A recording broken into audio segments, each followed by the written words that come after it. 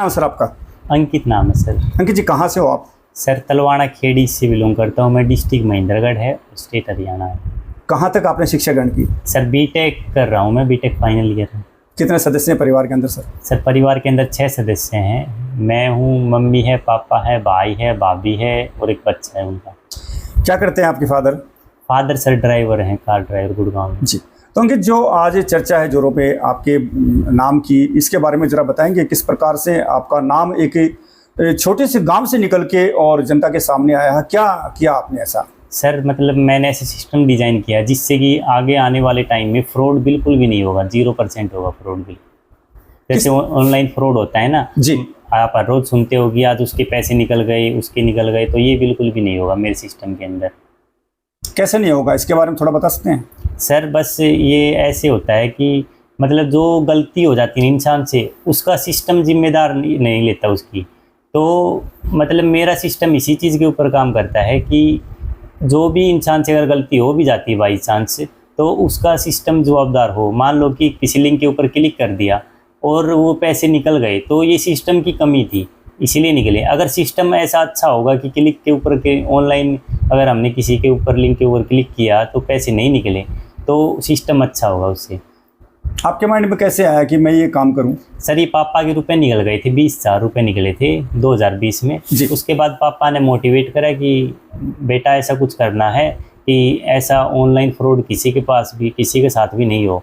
तो उस टाइम तक मैंने अच्छी नॉलेज हो गई थी कोडिंग की और इन सब की अच्छी नॉलेज हो गई थी, साइबर सिक्योरिटी की।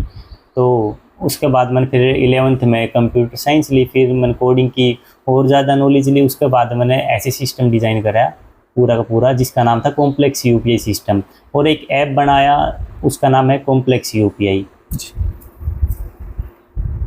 तो इसकी जानकारी आपने कहीं से कोई कोचिंग वगैरह ली या कुछ क्लास ली, या अपने माइंड से आपने इसको तैयार किया? सर मतलब ऑनलाइन कोर्स तो बहुत ज़्यादा महंगे होते हैं, तो बस रिसर्च ही करता रहता था मैं। अलग अलग बुक पढ़ता रहता था, बुक पढ़ने से और अलग अलग टाइम साइटों पे जा कर के कुछ रिसर्च की। उसके बाद एआई आ गया था बाद में, तो एआई की नॉलेज हो गई मुझे। फिर तो मैं एआई से ही पूछ लेता था, कुछ भी चीज़ अगर मुझे सही होती थी तो एआई पे सर्च कर लेता था। उसके बाद एआई वो मुझे जवाब दे देता। कैसे समय निकालते थे आप इसके लिए? कब तैयारियां करते थे और कितना समय दे पाते थे?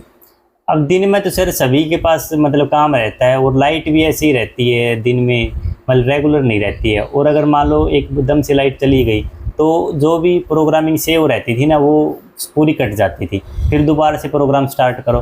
तो इसीलिए मैं रात को 8-9 बजे के आसपास कंप्यूटर पे बैठ जाता था, खाना खुना खा के सब काम कर कुर के, और उसके बाद मैं सुबह 4-5-6 बजे तक कंप्यूटर पे ही लगा रहता था। और उसके बाद मतलब 6-7 बजे के बाद मैं सोता था। फिर मैं 8-9 बजे उठ करके फिर काम करने लग जाता था घर पे।